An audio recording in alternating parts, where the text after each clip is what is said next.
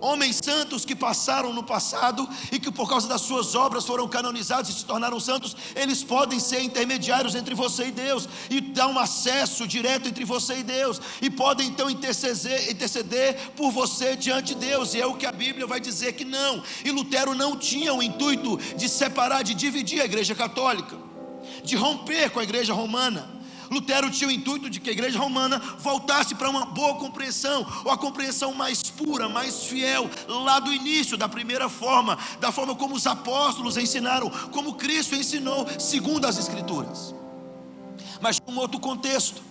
A igreja romana detinha os escritos sagrados e só ela podia ter acesso, e os clérigos e bispos daquela época são que interpretavam as Escrituras em favor do povo. Então eles falavam assim: a Escritura não vai dizer assim e você precisa fazer tal coisa. Os homens não tinham acesso às Escrituras, não tinham acesso às verdades. Essa batalha, essa guerra começou há séculos atrás, antes de Lutero, com os chamados pré-reformadores, John Hus, John Wycliffe, Jerônimo Savonarola. E foi quando então Agostinho de Hipona, defendendo essa teoria, e Lutero é dessa escola agostiniana, Lutero então, quando o Papa estabelece a venda dessas indulgências, Lutero então escreve 95 teses, e no dia 31 de outubro de 1517, ele cola essas teses na porta da Catedral de Wittenberg. Mas você fala, por que na porta? Naquele tempo, quando se queria fazer um comunicado, se colocava na porta da igreja. Lutero então escreve as suas 95 teses e cola nessa porta, e deflagra então um segundo maior acontecimento da história do povo de Deus: a reforma protestante. Mas o que isso tem a ver conosco, pastor? Quando nasce então a reforma, Lutero não criou os 5 pontos da reforma, os 5 pilares, mas os conceitos expressos na reforma deu origem ao que nós chamamos hoje de 5 solas. Sola, a palavra latina que significa somente. E essas 5 frases agora fundamentou a teologia que nós chamamos de teologia reformada, ou deveria ser a teologia protestante. É fato que essas frases só surgiram séculos depois. Mas durante um tempo, esses ensinamentos, esse conceito foi sendo deflagrado, e foi sendo compartilhado e comandado por homens como João Calvino, Zwinglio, John Knox, ou seja, os reformadores daquele tempo, com o intuito de trazer um evangelho mais puro, onde a autoridade suprema da igreja agora não era o papado, mas as Escrituras. Onde a autoridade suprema agora da igreja era somente as Escrituras, aonde a salvação e o único meio de salvação daí do homem a Deus é somente Cristo, aonde o instrumento utilizado por Deus para a salvação é somente a fé. O homem não consegue com seus próprios méritos, a menos que a fé, que é um dom de Deus, seja dada ao homem. Essa era a batalha do início dos reformadores, a fim de que a igreja vivesse um evangelho mais puro, e que isso só poderia acontecer mediante a graça de Deus. Só se Deus por graça quisesse salvar o homem. E o que é a junção disso tudo? Então, os reformadores e os grandes homens de Deus do passado entenderam que a junção de tudo isso compele em uma única obra, a obra de Deus, que fecha então no último fundamento, que significa soli deo glória, ou somente a Deus toda glória. Uma vez que as Escrituras, que é a palavra de Deus, é a autoridade suprema da igreja, uma vez que eu só posso ter acesso a Deus por meio de Cristo, mediante a fé, que também é um dom de Deus, e somente pela graça de Deus, um favor imerecido, então eu entendo como igreja que toda obra que diz respeito da salvação do homem está em Deus, vem de Deus e se conclui em Deus. Por isso, somente a Deus toda glória.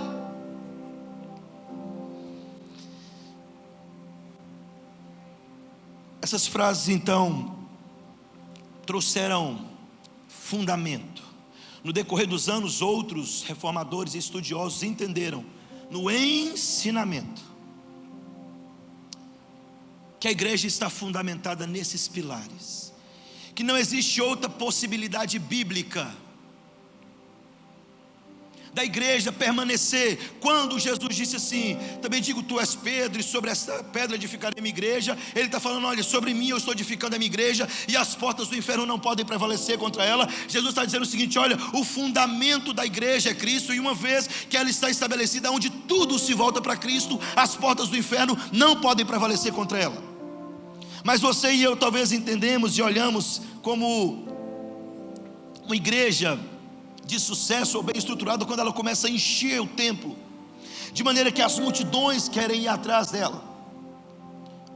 Em parte eu não tenho nada contra a multidão,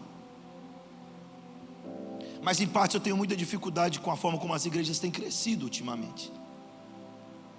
Porque quando o evangelho deles vai ser colocado à prova, eles negam a fé em Cristo, eles negociam a escritura, ela não é autoridade suprema sobre eles. E nas igrejas pequenas também acontece, não é só nas grandes não, porque esse problema está no homem.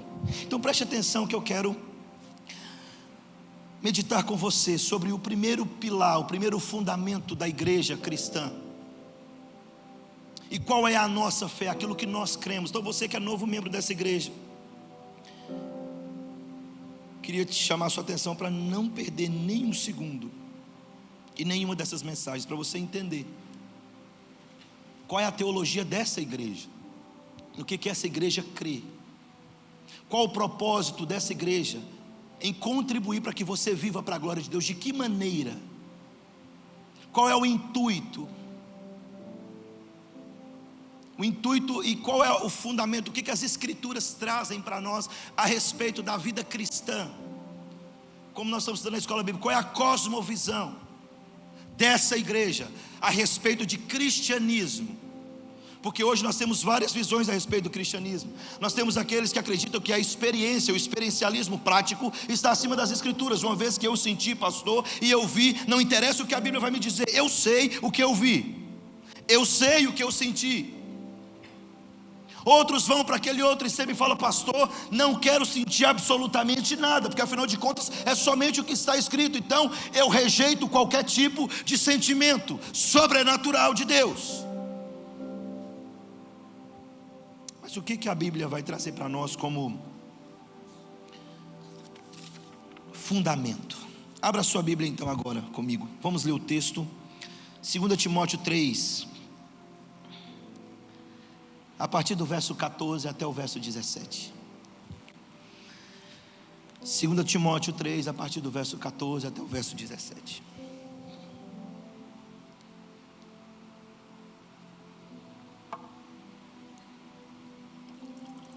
Se tiver ruim para você ler aí, você acompanha aqui no painel, tá?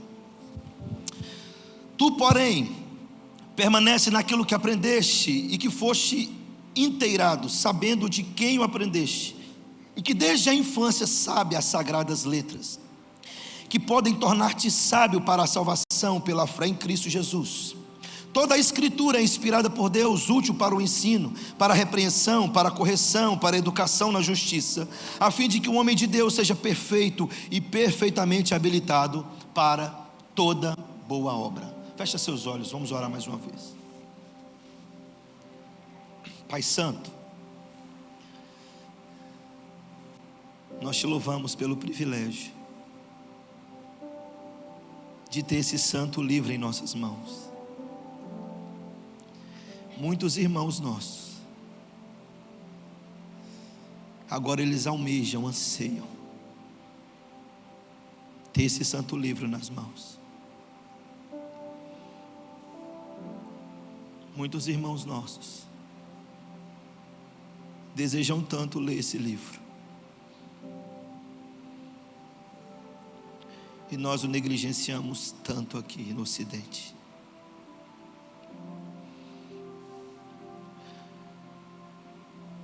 Talvez ainda falta-nos a compreensão do que é esse livro. Que o teu Espírito se apodere deste lugar, e que os corações aqui sejam derretidos por essa verdade, que ela penetre ao mais fundo do nosso coração, porque ela é mais poderosa que uma espada de dois gumes,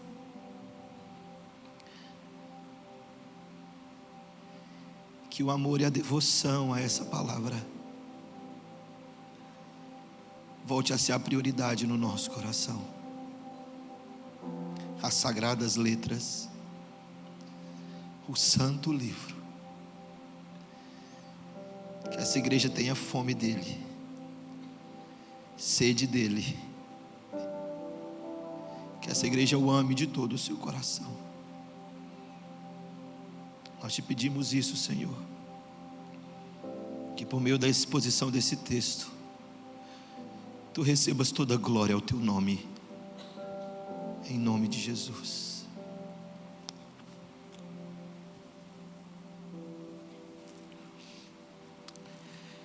Preste atenção.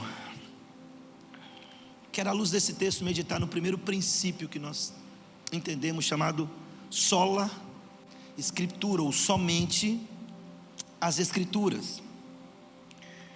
Uma vez que o propósito da igreja, ao ministrar a palavra, ao compartilhar da palavra, é a contribuir com o homem, a fim de que ele viva para a glória de Deus, ele só pode viver se ele começar pelas escrituras. Eu ouvi uma coisa interessante a respeito da Bíblia. Um certo homem do passado disse que Deus era como se fosse uma babá. Eu falei, achei estranho isso, mas olha a compreensão que ele trouxe nessa alegoria. Ele falou o seguinte: se você tem uma babá e ele pega um bebê e começa a falar com o bebê, conversar a respeito de bolsa de valores, e ele começa a falar, o dólar subiu, o dólar caiu, está em tantos por cento, a bolsa caiu, a Ibovespa não sei para onde. Imagina o bebê recebendo essa informação. Ele disse, certamente o bebê não ia compreender nada, absolutamente nada. Ele falou assim: Deus é assim conosco. E a única coisa que ele quis nos ensinar está nas escrituras, porque ele não pode falar um Deus tão santo, tão perfeito, tão puro, tão completo, tão majestoso. Se ele fosse conversar com os homens dentro da sua ciência, do seu conhecimento, o homem não ia compreender nada de Deus. Por isso ele deixou as escrituras, para que o homem entendesse quem ele é. Logo, a única forma de você receber alguma revelação de Deus é por meio das escrituras. Não tem outro meio de receber uma revelação de Deus. Não tem uma nova revelação de Deus. Não tem pessoas inspiradas pelo Espírito Santo desse século agora. Eu fui inspirado, então eu estou escrevendo um livrinho, toma aí a revistinha para você, sente nela. Eu não estou sentindo nada absolutamente. Não tem mais revelação. Toda a revelação que Deus queria trazer ao homem, Ele o trouxe e o chamou de as sagradas letras, ou as escrituras sagradas. Então preste atenção. Nós queremos, à luz desse texto, primeiro entender. Paulo está escrevendo a Timóteo. Timóteo está enfrentando dificuldades. Eu não vou entrar no contexto histórico da carta a Timóteo, mas Paulo então, possivelmente preso, escreve essa carta a Timóteo. Possivelmente tinha saído de uma prisão e está enfrentando falsos mestres, falsos ensinos. Se você estudar a carta de Timóteo, você vai perceber que Paulo está encorajando Timóteo a permanecer. Ou seja, Timóteo estava sendo tentado a deixar as sagradas letras. E Paulo então está encorajando Timóteo, falando: Timóteo, preste atenção naquilo que você foi ensinado e instruído. E quem ensinou você? Paulo então está encorajando Timóteo a permanecer. Então Paulo chama e diz assim: Timóteo, preste atenção, permanece, fique firme, não se desvie, não se afaste daquilo que você aprendeu e daquilo que você foi inteirado ou ensinado, daquilo que foi colocado diante de você como verdade absoluta. Timóteo, permanece. E porque desde a infância Paulo chama essas letras de sagradas. Mas por que Paulo chama essas letras de sagradas? Justamente por causa da origem da letra. Justamente por causa da origem das escrituras. Sempre, desde antes, houve um movimento no século 17, 18, chamado iluminismo. Um movimento europeu, onde a ideia ali era um movimento cultural, a ideia ali era enaltecer a razão em detrimento à religião. E depois ganhou mais força, esse movimento já é antes de ataque às escrituras, mas depois do iluminismo ganhou mais força isso, aonde esses homens atacavam, esses estudiosos, eles atacavam, querendo desvincular a palavra de Deus da Bíblia, falando o seguinte: olha, a Bíblia até contém a palavra de Deus, mas ela não é toda a palavra de Deus, querendo defender alguns possíveis erros das escrituras, falando o seguinte: uma vez que ela foi escrita por homens, ela pode conter erros, logo, ela não é a palavra de Deus, mas ela contém a palavra de Deus. Ainda hoje nós temos na atualidade homens defendendo essa tese, principalmente que a Bíblia ela tem que ser reescrita, reinventada para encaixar na sociedade contemporânea atual. A Bíblia precisa ser relida. A Bíblia ultrapassou. Eu acho legal demais. Pregador aí do Brasil, eu não estou nem aí para dar nome, Ed René Kivitz, saiu com essa lorota aí: a Bíblia está ultrapassada. Billy Graham falou: a Bíblia é mais atual que o jornal que vai sair amanhã. Bom, de Ed René para Billy Graham, você escolhe quem você quer seguir. Aí, vou ficar com o velho lá dos Estados Unidos. Então preste atenção, existe ainda um ataque daqueles que nós chamamos de os liberais com as escrituras, onde eles querem tirar, desvincular essa palavra escrita da palavra de Deus. Mas o que Paulo vai dizer? O que Paulo vai escrever na sua orientação ao seu discípulo Timóteo? E o que Paulo vai defender? Primeira coisa que Paulo vai dizer é da origem das escrituras. Paulo está dizendo que as escrituras não veio por meio de descoberta humana, mas de revelação divina. Olha o verso 15, ele disse: e que desde a infância sabe as sagradas letras para tornar-te sábio. Toda a escritura, verso 16, é inspirada por Deus. Preste atenção, Paulo está dizendo assim, olha, ele usa uma palavra grega, que é o substantivo de pneuma. Ele está falando soprada. Toda a escritura foi soprada por Deus.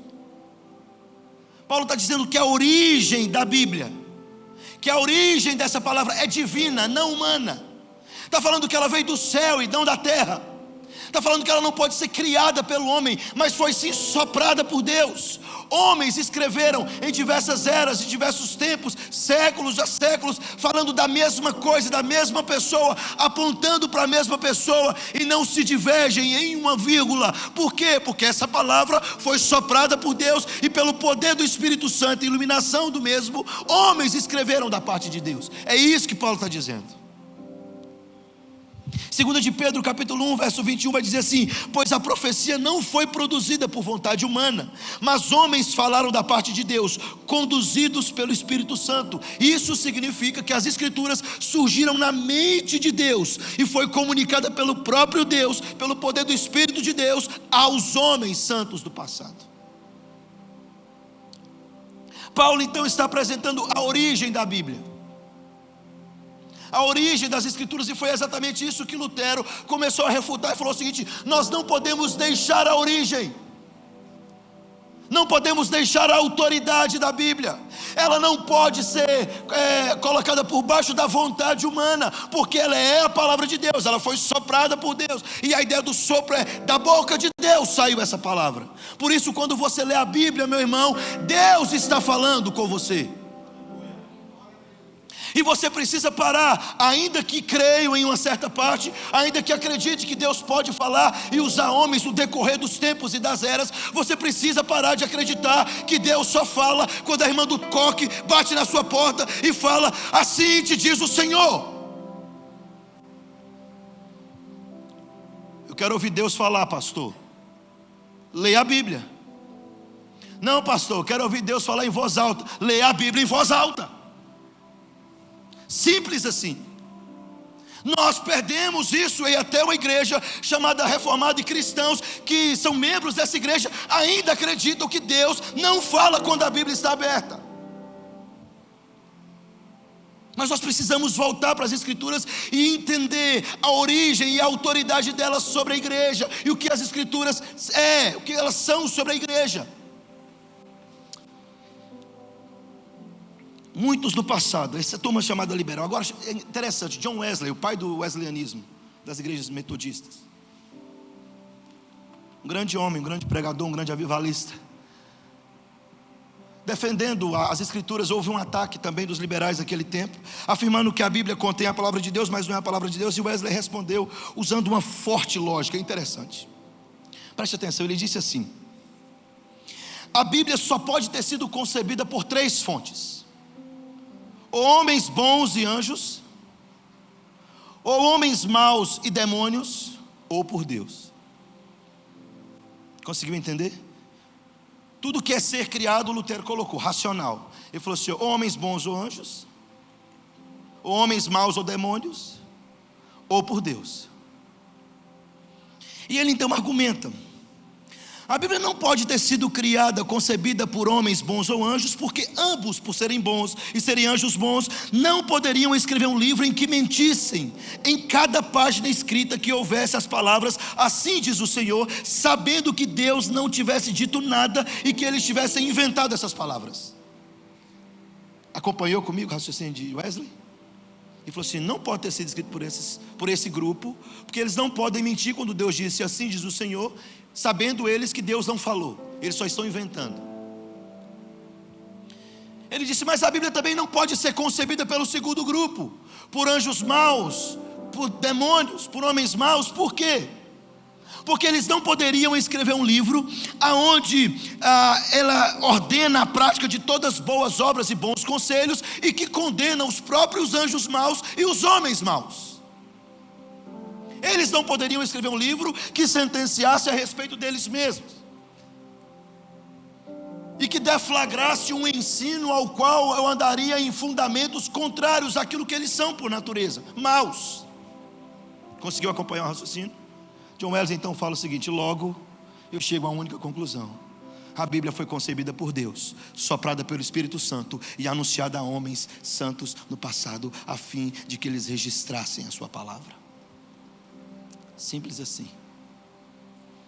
A origem, Paulo vai falar da origem, ele vai dizer: ela é inspirada por Deus, ela foi soprada por Deus, ela foi falada por Deus. Preste atenção, escuta aqui, olha aqui para mim.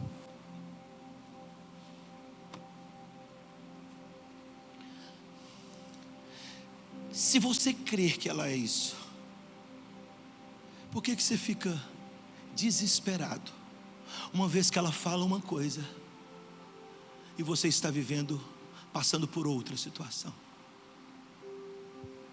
Vou traduzir para você. As circunstâncias são adversas, uma fúria contra você.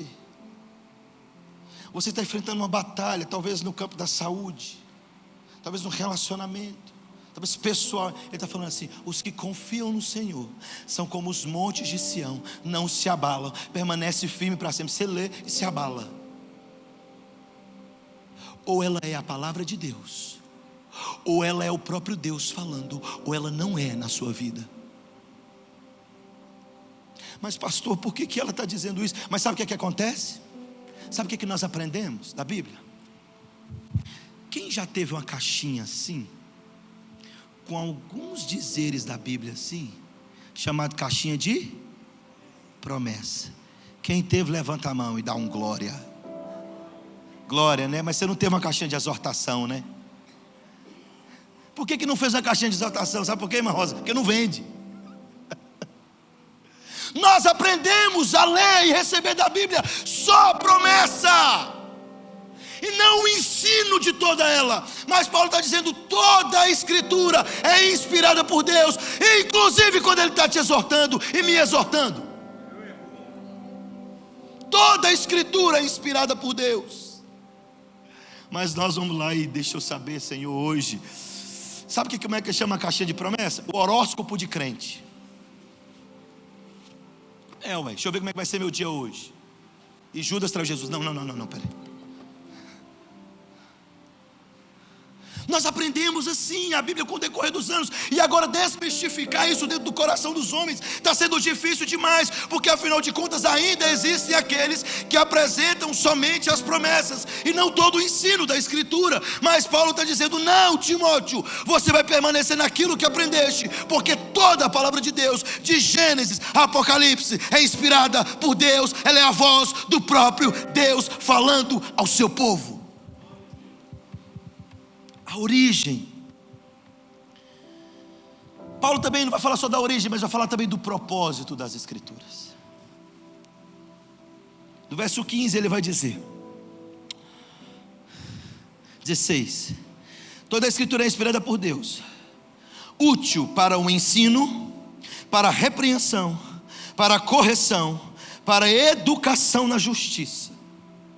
Vamos lá de novo? Útil para o ensino, repreensão, correção, educação na justiça. 3 coisas que nós podemos ver nesse trecho. Primeiro, o propósito das Escrituras, primeiro, é conduzir o homem à salvação. O que é isso, pastor? Presta atenção aqui. A Bíblia, ela é o manual da salvação. O propósito maior da Bíblia não é ensinar fatos da ciência, em que o homem pode descobrir por sua investigação experimental. O propósito da Bíblia é apresentar os fatos da salvação, que nenhum homem por exploração humana pode descobrir por seus próprios méritos. Você entende a distância que nós estamos, que as igrejas chamadas igrejas reformadas ou igrejas protestantes estão ficando das Escrituras? O propósito da Bíblia hoje não é mais conduzir o homem à salvação, mas conduzir ao homem à bênção imediata. A ideia agora da pregação não é apontar o homem e o seu pecado e falar: você precisa se arrepender, você precisa de um Senhor, você precisa de um Salvador, volte-se para essa verdade, você precisa voltar dos seus maus caminhos, deixar os seus maus caminhos e obedecer ao Senhor. O propósito da mensagem hoje não é esse. Então olha a distância, uma vez que Paulo está dizendo: a Escritura é útil para tal coisa. Ensinar o homem o caminho da salvação, mostrar para o homem o caminho da salvação.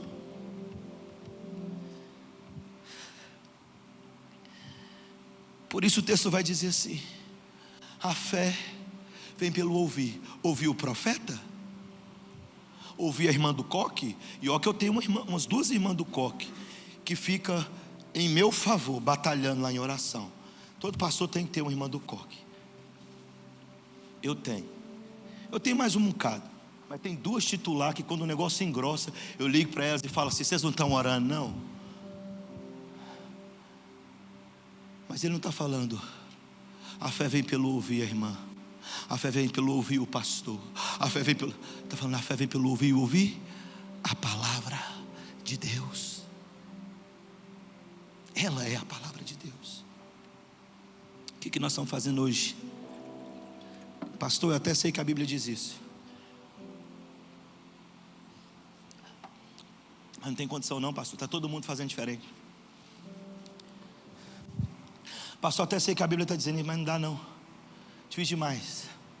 Pois é, você preferiu a sua palavra do que a de Deus. Você deixou a palavra que não pode errar, para aquela que é falha todos os dias. Primeiro, conduzir a salvação, Paulo está dizendo. Ele está dizendo assim, ó, olha aí o verso 15, ele diz: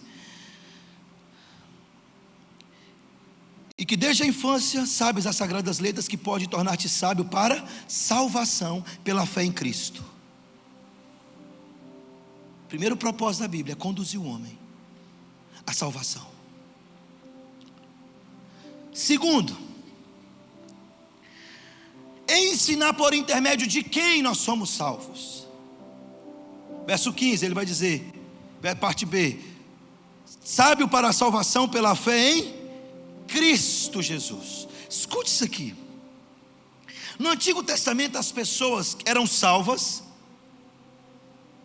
pelo Cristo da promessa, o que estava por vir, o Messias. No Novo Testamento são salvas pelo Cristo da história, aquele que veio. O propósito das Escrituras no Antigo Testamento era mostrar a promessa, a vinda do Messias, e mostrar a preparação do povo para a chegada desse homem. O Antigo Testamento apontou para ele. Gênesis na criação apontou para ele. Os profetas apontaram para ele. Os maiores e os menores apontaram para ele. Os cânticos falavam a respeito dele. Os históricos apontaram para ele. E os evangelhos narram a história do Cristo, que veio do Messias, aquele que era só uma sombra no Antigo Testamento. Paulo está dizendo o seguinte: olha, preste atenção, as Escrituras apontam para um só mediador entre Deus e os homens. Você só pode ter acesso a Deus por meio de Cristo Jesus, não tem outro caminho. É isso que Paulo está dizendo, porque o Antigo Testamento apontava para aquilo que era sombra, mas sempre apontou para o Cordeiro, sempre apontou para o Messias. Por isso a Escritura vai dizer: ele era assim aquela rocha que deu água para o povo e saciou a sede do povo no deserto. Ele é assim aquela nuvem que cobriu o povo e não deixou o povo morrer na sua peregrinação. Ele era a coluna de fogo que conduzia o povo à noite. Ele era o mar se abrindo. Esse era Jesus. Ele era o pão, o maná que desceu, saciou a fome do povo. Esse era Jesus. Ele é aquela que foi levada, aquela serpente que foi levantada no deserto, cujos homens olhavam e não morriam pelas picadas da serpente abrasadora. Esse era Jesus.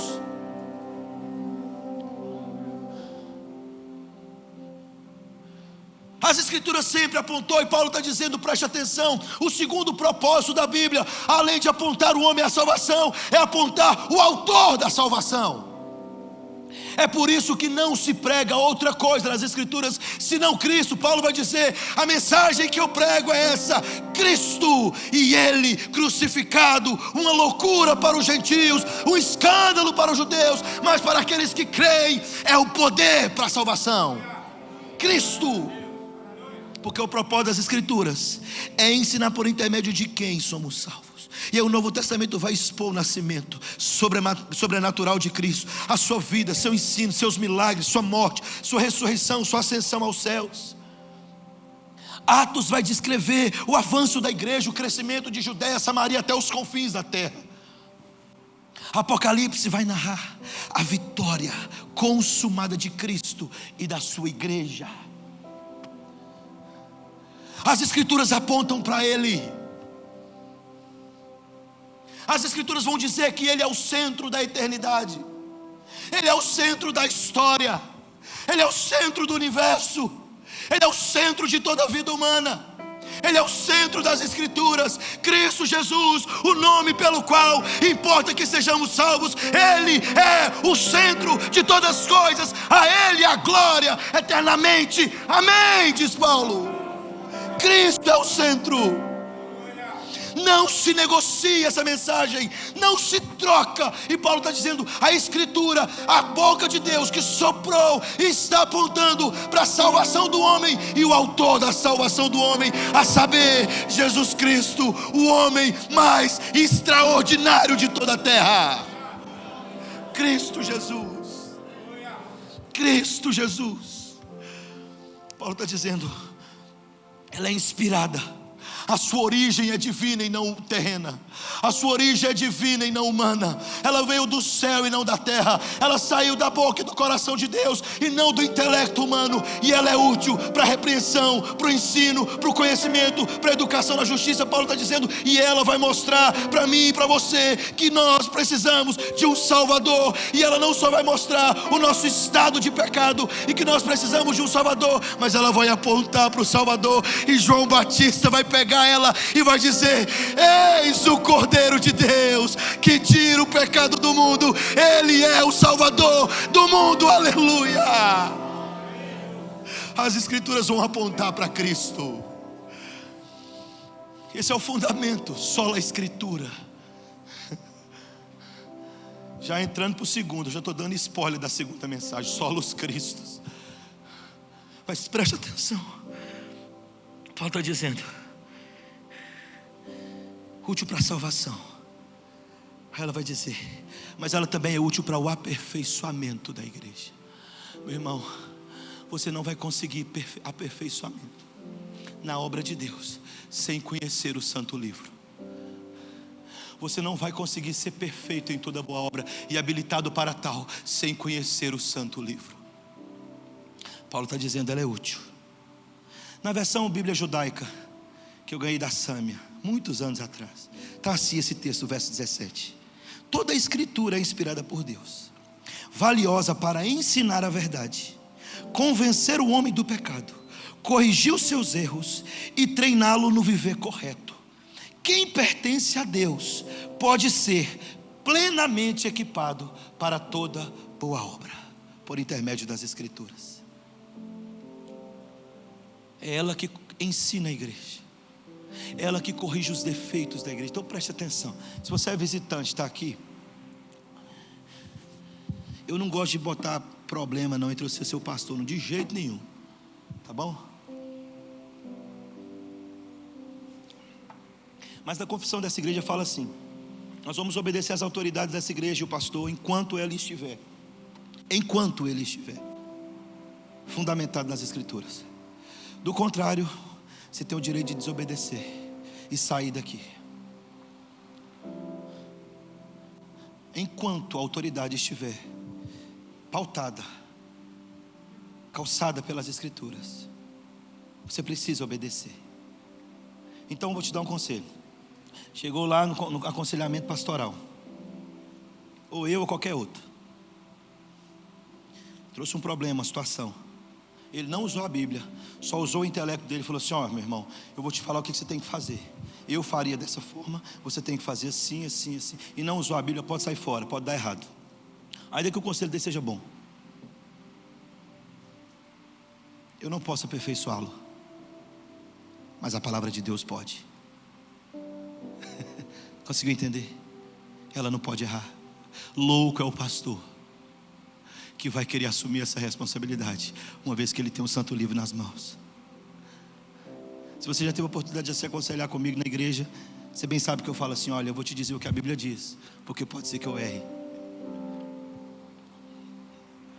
Aí você fala: pastor, mas o que é que você faria? Olha, eu faria assim, porque a Bíblia vai dizer assim. Mas do contrário, uma vez eu fui aconselhar um moço, chegou contando para mim a história, e eu fiquei tão alarmado que eu falei assim: filho, eu não sei o que fazer. Se fosse comigo, eu não sei como eu iria reagir a essa situação que você está passando, mas eu sei o que a Bíblia vai dizer, e é ela que nos importa, e não o que eu penso que eu ia fazer ou não fazer. E a palavra de Deus vai dizer assim. Paulo está dizendo assim: ela é útil para isso. A palavra de Deus foi nos dada para isso, para aperfeiçoar o cristão. O cristão só pode encontrar aperfeiçoamento por intermédio dela. A igreja não deve usar outra ferramenta de ensino.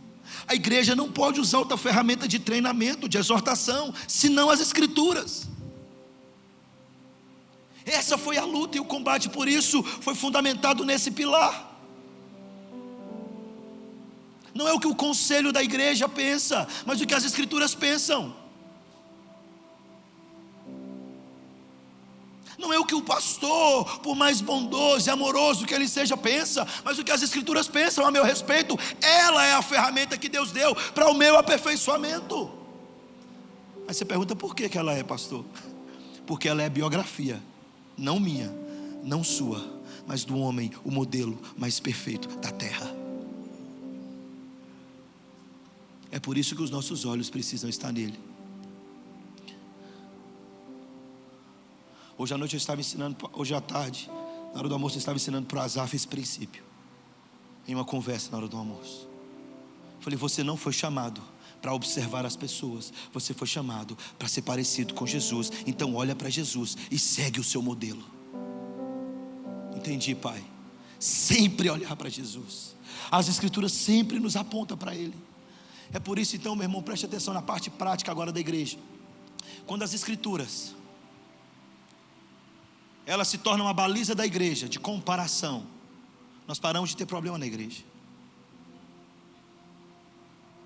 Porque eu posso olhar para o irmão Eliezer e falar assim: o irmão Eliezer não está se dedicando tanto. eu sou mais dedicado que ele, eu vou me achar melhor do que ele. Mas se eu olhar para Cristo e falar, eu sou mais dedicado que Cristo, quem vai ter coragem de dizer isso? Se eu olhar para o meu irmão falhando em pecado, eu vou falar assim, olha lá, ele está pecando, que absurdo. Mas se eu olhar para Cristo, logo o padrão de comparação da minha vida não é o meu irmão, é as Escrituras, porque ela vai apontar para Cristo. E quando eu me coloco na balança diante de Cristo, eu vou falar igual Paulo, pobre miserável homem que sou, quem pode me livrar do corpo dessa morte? E depois eu vou bradar, graças a Deus por Jesus, que sempre me dá a vitória em triunfo em Cristo. Toda a Escritura inspirada por Deus, a própria palavra de Deus. Mas preste atenção, você fala assim, pastor, os intelectuais de plantão, fala assim, tá certo, pastor, é fácil para Paulo falar que o que ele escreveu é inspirado por Deus, foi ele que escreveu. Não é assim? Verdade. Ele também escreveu Gálatas 2:1-8 e disse assim, mas ainda que nós mesmos, eu, o apóstolo Paulo, ou um anjo do céu, vos pregue o evangelho diferente desse, que ele seja amaldiçoado. Paulo está colocando ele na condição de homem. Se outro evangelho for anunciado, gente, Senhor, cadê a Renata para me controlar?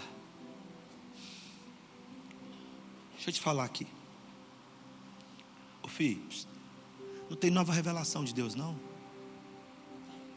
entendeu? Nem Joseph Smith, nem Ellen White, nem o saudoso do menino lá, o velhinho, Allan Kardec.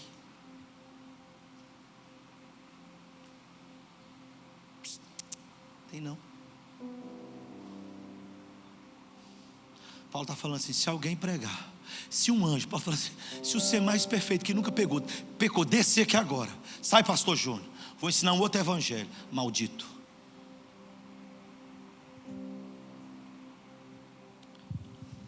Paulo está falando assim, se eu fizer isso, maldito. Entendeu, Timóteo? Por quê? Por causa da origem da Bíblia, a origem das Escrituras, por causa da sua inspiração, por causa da sua história. A palavra de Deus é a máxima autoridade sobre a igreja. Você que está chegando nessa igreja, você precisa entender isso, filho. A autoridade máxima sobre essa igreja não é esse pobre pastor que vos fala, mas a palavra de Deus. Ela é a autoridade. Se ela falar, está falado. Se ela calar, ninguém deve falar. Paulo está dizendo, e o propósito dela, ela foi escrita com um intuito. Por isso que Paulo vai exortar Timóteo, falar assim, Timóteo, não deixe se levar por esses homens que têm feito do evangelho, da pregação do evangelho, uma fonte de lucro. Fonte de lucro, Timóteo, é a piedade, é andar em Cristo e conhecê-lo através das Escrituras, Timóteo. Nota de rodapé fora do sermão, assinatura do pastor Júnior. Olhando para a atualidade, olhando para esse tempo hoje, quem disse que a Bíblia foi escrita para me ensinar a ganhar dinheiro, filho? Quem disse que a Bíblia foi escrita e os textos eu posso tirar para poder manipular sua mente assim, a fim de você doar e eu realizar o meu sonho pessoal de pastor, uma grande mega igreja aqui? Quem disse? Quem disse que a Bíblia foi escrita para você chegar aqui fazendo o seu charminho e eu falar, ô filho, fraqueza de Deus, Deus moveu o universo por sua causa? Quem disse que a Bíblia fala isso?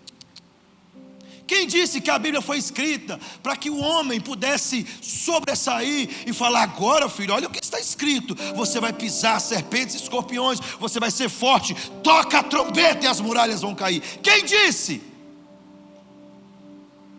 Porque antes da Bíblia apresentar as vitórias em Cristo, ela mostra quem eu sou. Ela mostra o estado do homem. Ela mostra e aponta o homem um caminho, e falando assim: existe um único caminho, e Jesus vai dizer com letras maiúsculas: eu sou o caminho. É disso que se trata as Escrituras. Ela é autoridade sobre a igreja, porque ela é a própria palavra de Deus, apontando para homens moribundos que não mereciam o céu, o caminho da salvação. Essa é a verdade das Escrituras. É disso que se trata a palavra de Deus. Eu não posso usá-la para o meu próprio benefício e não para a glória de Deus. Por isso que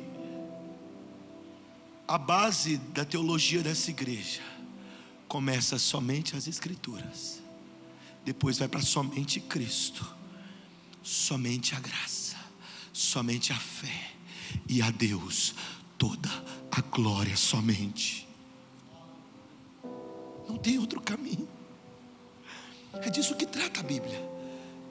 Ela me ensina como andar e ela vai me aperfeiçoando. Então preste atenção. Pastor, a Bíblia não me ensina como é que ganha dinheiro, mas ela te ensina a não ser um preguiçoso. Entendeu o que a Bíblia faz? Ela não me ensina, fala assim: olha, presta atenção, para você ganhar dinheiro, você vai lá na Mega Sena e joga o númerozinho.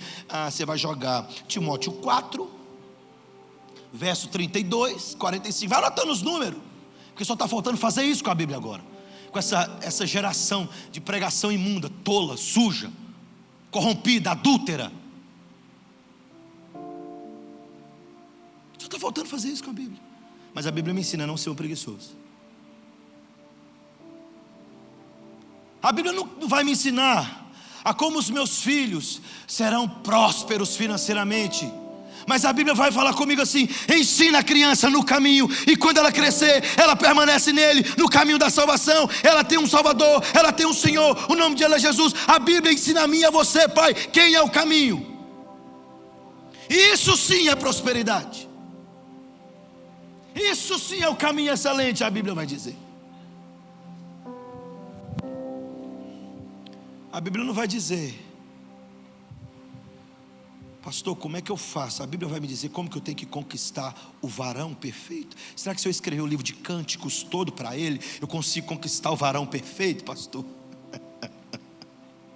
Não. Mas a Bíblia vai dizer: se você for uma mulher sábia, o seu valor excede o de finas joias. Você entendeu por que serve a Bíblia? Útil para compreensão e educação na justiça, para nos ensinar o caminho da justiça. Logo, meu irmão, todas as decisões que você for tomar, você precisa ter como fundamento as Escrituras. Toda a sua vida precisa estar fundamentada nela. Você precisa voltar para ela todos os dias, olhar para ela. Preste atenção, esse mesmo moço que respondeu, John Wesley, ele orou assim: Senhor, me dá o livro de Deus, me dá o santo livro, Senhor. John Piper escreveu: tire as minhas pernas, mas não tire de mim a minha Bíblia. Eu posso entrar no céu sem uma perna, mas não posso chegar até lá sem o santo livro. Nós estamos vivendo uma igreja onde eles têm deixado o santo livro e vivido nas próprias convicções do nosso coração corrompido pelo pecado. É por isso que nós sofremos tanto. O que a Bíblia diz, o que ela fala. Foi me colocado uma situação, pela dúvida esses dias, a gente conversando, ela falou: pai, uma situação hipotética que foi colocada. Criaram uma situação hipotética que, só para colocar a Bíblia em descrédito. Uma situação de pecado. Falou assim: pastor, ela pode ou não ceiar? Eu falei assim: sofrimento humano, a circunstância humana altera a verdade? Não, então ela não pode. Pastor, muito duro. Não altera a verdade, porque é exatamente isso que estão fazendo com as Escrituras. Pegam a circunstância humana e colocam as Escrituras dentro dela, a fim de que eu possa movimentá-la de uma forma que me agrade, e eu possa praticar o meu pecado sem a certeza do pecado. Eu posso exercer a minha vida e viver a minha vida de pecado sem a sentença de condenação e de morte. A Bíblia não pode ser negociada em parte nenhuma dela. Ele está dizendo assim: aquele que acrescentar ou tirar dessas palavras um tio, uma vírgula, maldito. Ela não pode ser mudada. Paulo está dizendo porque ela é soprada pelo próprio Deus. Deus falou. Deus lá no passado falou com os santos homens. Deus falou aos apóstolos. Eles, por inspiração do Espírito Santo, registraram essas palavras. Fechou-se então o cânon das Escrituras. É por isso que tentaram de todas as formas, e ainda tentam atacar esse santo livro. Mas na visão de Apocalipse, diz João que ele vê uma porta aberta no céu, irmão Eliezer, e ele é levado em espírito, e ele fala assim: sobe para cá, João, eu vou te mostrar o que vai acontecer depois dessas coisas. E ele tinha um livro na mão direita, e esse livro estava selado com 7 selos, e João chorou e falou assim: quem é digno de abrir o livro? Ninguém foi achado digno de abrir o livro, irmão Eliezer. Então um ancião igual o senhor voou nele, foi nele e falou assim: ô João, não chora não, meu filho, o cordeiro que venceu, ele é digno de abrir o livro. E quando o cordeiro abre o livro, sai o seu cavaleiro, o cavalo branco, o evangelho, que saiu vencendo para vencer. Por isso ninguém pode impedir e parar o evangelho. Somente as Escrituras, só as Escrituras, autoridade suprema sobre a igreja, sobre o universo. As Escrituras. Paulo disse: olha, eu não posso pregar um evangelho diferente desse. Para alguns ainda são só palavras. Para alguns ainda é só um livro que pode até ser usado de maneira acadêmica. Paulo o chama de o poder de Deus para a salvação. A Escritura diz: é o poder de Deus para a salvação. Por isso, meu irmão, quando a Bíblia falar, não discuta com ela, se submeta à sua verdade, porque sim, ela será a lâmpada para os seus pés, a luz do seu caminho. Somente as Escrituras, somente ela, autoridade sobre nós. Amém. É por isso que muito cristão sofreu nessa eleição, por não conhecer as sagradas letras. Muito cristão teve posicionamento equivocado nessas eleições, porque ele acreditou que eu posso tirar, no momento da política, o livro de regra, fé e prática da minha vida, votar no meu eleitor irresponsável, e depois voltar e praticar o meu cristianismo. Ele entendeu tudo errado. As Escrituras são a máxima autoridade sobre a nossa vida. Ela não é para ser praticada só aqui. Ela deve conduzir toda a minha vida, porque ela é útil para repreensão, para correção, para educação na justiça. É a Escritura que vai me mostrar como eu devo andar de maneira justa diante de Deus. Por isso, meu filho, se o seu partido ganhou ou perdeu, para mim tanto faz, desde que você tenha obedecido às Escrituras. Ela não vai passar autoridade sobre nós, somente as Escrituras. Esse foi o brado dos homens quando queria que a igreja voltasse ao evangelho mais puro, soprada por Deus, escrita por homens, mas soprada e de origem divina. Somente as Escrituras. É por isso que ela não falha, e tudo que está escrito está se cumprindo cabalmente. Você ainda só não entendeu, porque você está conhecendo pouco ela. As coisas estão se cumprindo exatamente como ela escreveu. Então eu penso comigo, se ela foi escrita há mais de 3.000 anos atrás,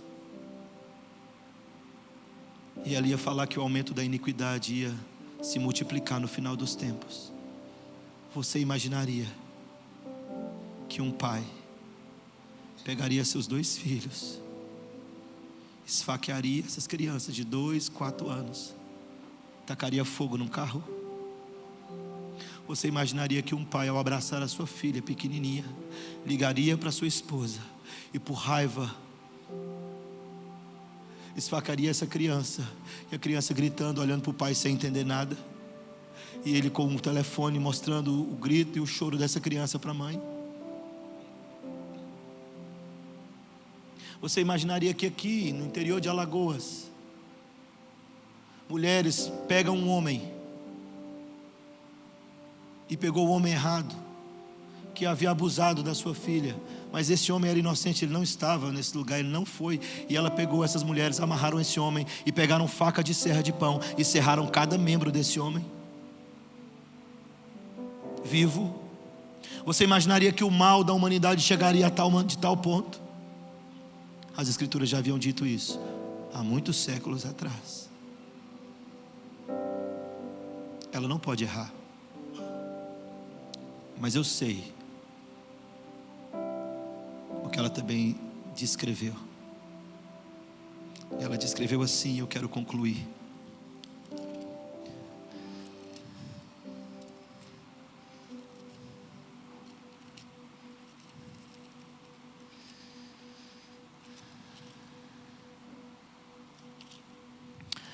Eu vi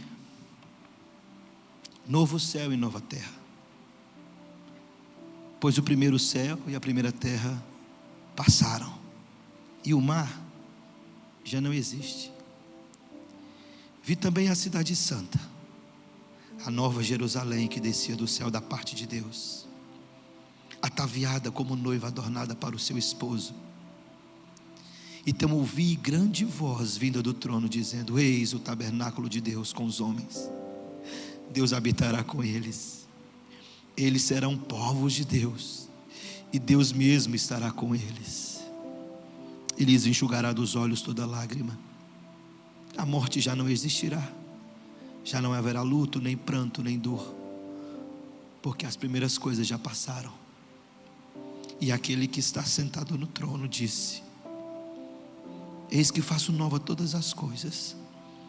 E acrescentou: escreve, porque essas palavras são fiéis e verdadeiras. Disse-me ainda: eu sou o Alfa, o Ômega, o princípio e o fim. Eu, a quem tem sede, darei de graça da fonte da água da vida. O vencedor herdará essas coisas, eu lhe serei Deus, e ele me será meu filho. E no final ele vai dizer: eu, a todo aquele que ouve as palavras da profecia deste livro, testifico: se alguém lhes fizer qualquer acréscimo, Deus lhe acrescentará os flagelos escritos nesse livro. Se alguém lhe tirar qualquer coisa dessas palavras do livro da profecia, Deus tirará a sua parte da árvore da vida, da cidade santa e das coisas que acham escritas nesse livro. Aquele que dá testemunho dessas coisas diz: certamente venho sem demora. Amém. Vem, Senhor Jesus. A Bíblia está falando que Ele virá, Ele voltará, e nós cremos absolutamente nas Escrituras. O Senhor voltará para redimir o seu povo. Por isso, meu irmão, permaneça nesse fundamento, permaneça no santo livro. Ela é a autoridade sobre nós, somente as Escrituras. Amém.